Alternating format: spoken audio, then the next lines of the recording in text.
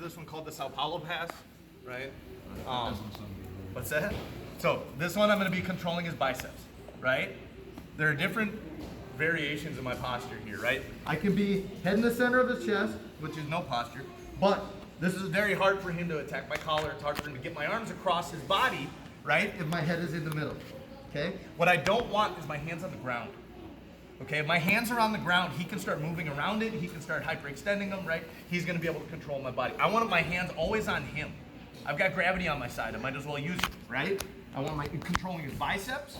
All right, you can go thumbs in. You can go open grip. You can go fingers in, depending on what you're going to be doing from there.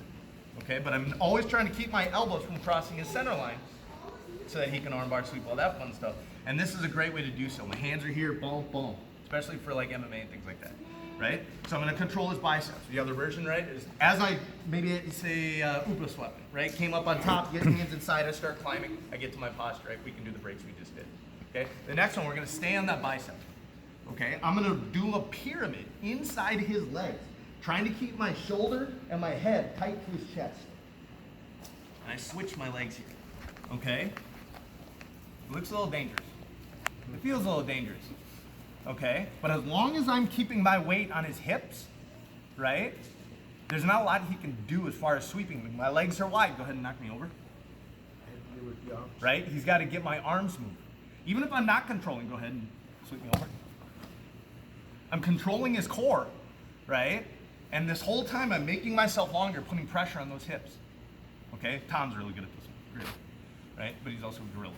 So I'm keeping that arm tight, my shoulders tight, my head might be down if I want to cuddle, whatever, right? But now this front hand can start working on that leg to open his guard. All right, go ahead and triangle me. As long as those hips are turned, right, and my weight's on that leg, he's got to move a fair amount in order to get to a triangle. So by that point, I'm going to already be passing. Make sense? So I'm using that hip turn to put pressure on his ankles, just like we did for the other two. The second one we stood up, the first one we pushed back.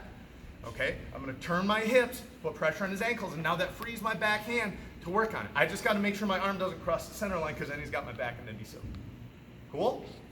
One more time. Controlling biceps, your head can be down, doesn't really matter. Okay, my shoulder, something needs to be controlling his hip. Okay, I'm going to posture up, or drive forward, switch my hips, I switch those legs. Elbow stays tight. If that arm crosses, I'm in trouble. Right? Elbow stays tight, controlling the other side of his body. I can now start pressuring. Right? And we can go do that one-on pass if we want, what he showed us, all that fun stuff. Yes?